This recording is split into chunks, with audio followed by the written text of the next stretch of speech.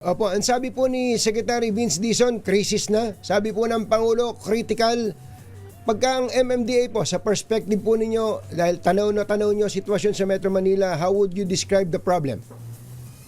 Well, sa amin po, I can speak only sa Metro Manila. Opo. We acknowledge na may problema, pero hindi pa naman po siguro maabot sa level ng crisis. Tama po si Presidente, critical, dahil nakikita niya po yung mga basura na nauuwi sa waterways. So, kailangan pa po talagang mag-step up. Pero, sabi ko lang, Anthony, kay Jerry, dito po sa Metro Manila, malaki na po yung improvement ng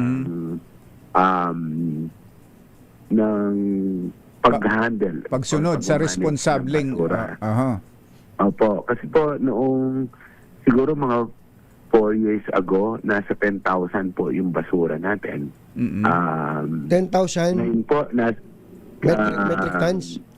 Opo, ngayon po, per day po yan.